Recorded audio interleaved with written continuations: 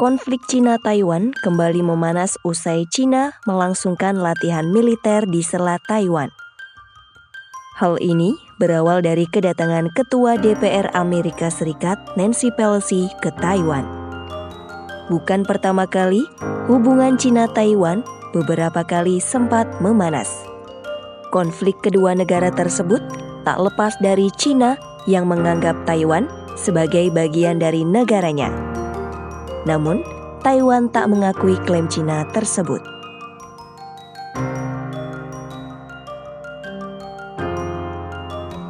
Pada awal abad ke-7, Taiwan merupakan bagian dari Cina.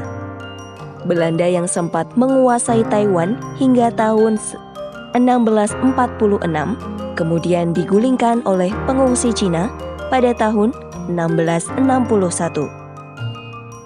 Kemudian, Taiwan diserahkan kepada Jepang pada tahun 1895 usai Cina mengalami kekalahan dalam Perang Sino-Jepang pertama. Menurut Pusat Strategis dan Studi Internasional, pada 1911, saat dinasti Qing yang memimpin Cina jatuh, politik negara tersebut kacau. Pada masa itu, ada dua kelompok politik militer dengan ideologi yang berbeda. Keduanya saling bersaing untuk masa depan Cina. Mereka adalah Partai Nasional Kuomintang atau KMT dan Partai Komunis Cina atau PKC.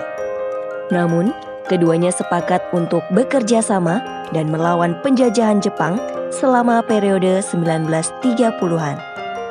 Hingga pada 1 Desember 1943, Jepang mengalami kekalahan pada Perang Dunia II. Kemudian kepala negara Cina, Amerika Serikat, dan Inggris menandatangani Deklarasi Kairo.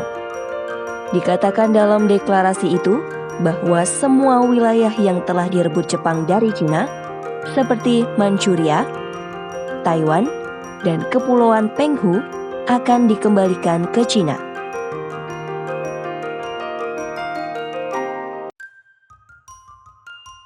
Sejarah Cina dan Taiwan tak lepas dari sosok Chiang Kai-shek. Sempat menjadi prajurit dan menjalani pendidikan militer di Jepang, Chiang Kai-shek juga pernah bergabung dengan Angkatan Darat Kerajaan Jepang. Kemudian, Chiang menjadi pemimpin Partai Nasional menggantikan Sun Yat-sen yang meninggal. Namun terjadi perseteruan hingga akhirnya pecah perang saudara pada 1927. Chiang mengalahkan komunis yang menjadi lawannya. Setahun Perang Dunia dimulai, ia mengangkat dirinya menjadi pemimpin nasional Republik Cina pada 1928. Perang saudara melawan Partai Komunis Cina berlanjut hingga Jepang menyerang daratan Cina pada 1937. Pasukan nasionalis belum mampu memulihkan kekuatan tempurnya usai diterpa perang melawan Jepang. Mendapat serangan ancaman Cina, nasionalis dan komunis sepakat melakukan gencatan senjata dan bersama berjuang mengusir penjajah Jepang. Akhirnya, Jepang berhasil mengakhiri penjajahannya di Cina usai kalah dari pasukan sekutu gabungan Inggris, Rusia, dan Amerika Serikat, serta Cina pada 1945. Usai Perang Dunia II, konflik antara nasionalis dan komunis Cina kembali berlanjut. Dalam perang antara kedua pihak, Partai Komunis yang dipimpin Mao Zedong berhasil menekan pasukan nasionalis hingga mengusirnya keluar dari daratan Cina.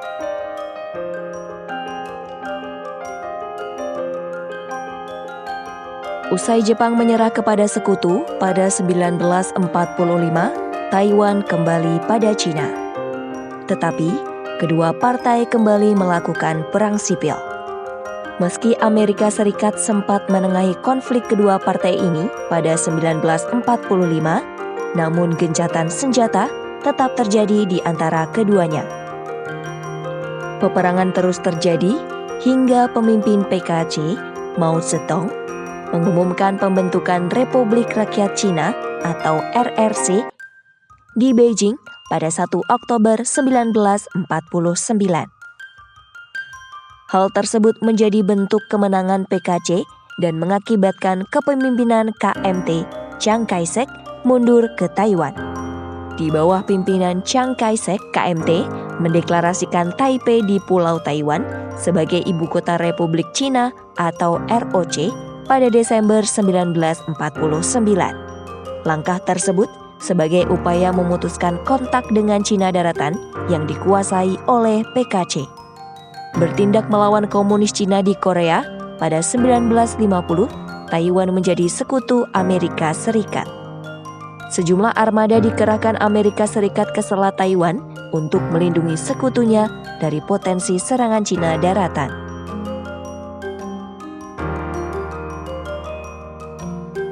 Meski Taiwan menerima pengakuan internasional sebagai ROC atau Republic of China, namun RRC mendapat cukup suara di Majelis Umum Perserikatan Bangsa-Bangsa atau PBB pada 1971, maka ROC harus bubar. Hal ini juga menjadi pengakuan PBB akan RRC sebagai perwakilan Cina. Amerika Serikat menjalin hubungan diplomatik dengan Cina, namun tetap berkomitmen untuk membantu pertahanan Taiwan. Amerika Serikat juga mendukung One China Policy untuk kebijakan satu Cina yang tidak mengakui Taiwan sebagai negara merdeka dan berdaulat. Meski demikian, Amerika Serikat tetap menjalin hubungan perdagangan dan militer dengan Taiwan.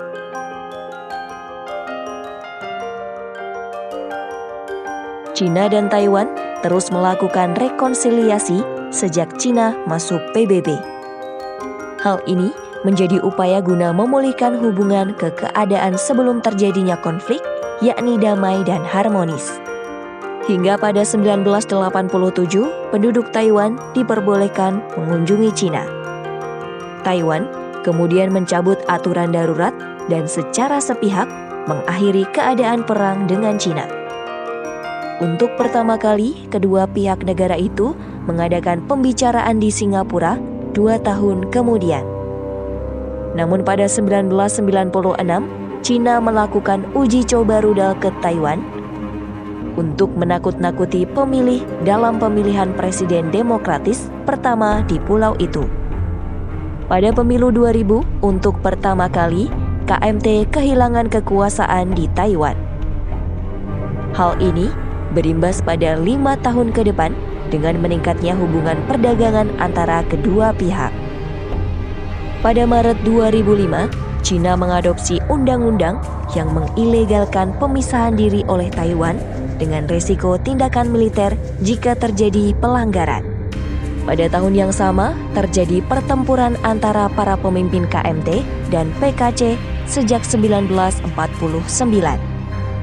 Cina melanjutkan pembicaraan tingkat tinggi dengan Taiwan pada 2008 usai Ma Ying-jeou dari KMT yang memiliki hubungan baik dengan Beijing terpilih sebagai presiden Taiwan. 2 tahun kemudian mereka menandatangani perjanjian kerangka kerja sama ekonomi dan tahun 2014 mengadakan pembicaraan pemerintah ke pemerintah pertama sejak pemisahan. Pada 2015, para pemimpin kedua pihak kembali bertemu di Singapura. Mereka berjabat tangan dan melambai dengan antusias kepada banyak pers, namun tak memberikan pernyataan bersama.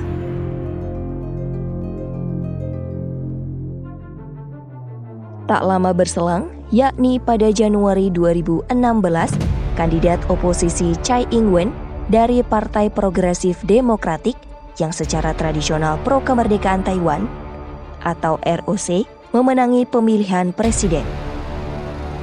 Pada hari pelantikannya, Cina memberikan peringatan bahwa perdamaian akan mustahil jika mengambil langkah untuk memisahkan diri secara resmi. Sementara itu, Presiden Amerika Serikat saat itu, yakni Donald Trump, mengambil kebijakan diplomatik dengan menghubungi Presiden Taiwan Tsai Ing-wen melalui telepon. 1 tahun kemudian, Trump menyetujui penjualan senjata senilai 1,3 miliar dolar Amerika Serikat ke Taiwan. Hal ini memicu kemarahan Cina.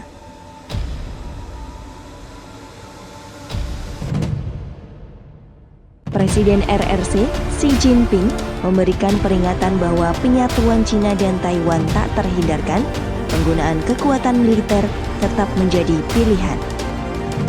Sebanyak 25 jet militer Cina menembus zona pertahanan Taiwan hingga 12 April 2021.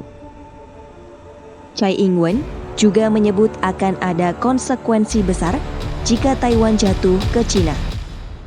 Sementara itu, Presiden Amerika Serikat Joe Biden menyampaikan bahwa Amerika Serikat akan membela Taiwan jika Cina melakukan serangan.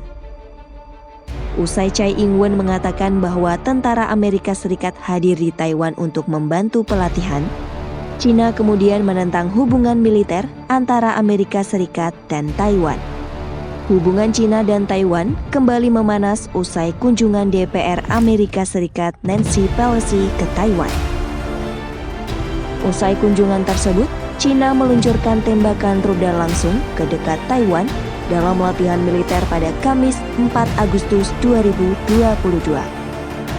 Namun, Cina menyebut bahwa rudal tersebut terbang tinggi ke atmosfer dan tak mengancam. Sementara itu, Kementerian Pertahanan Taiwan mengatakan pihaknya mengerahkan jet untuk memperingatkan 22 pesawat tempur Cina yang melewati garis tengah selat Taiwan ke zona pertahanan udaranya.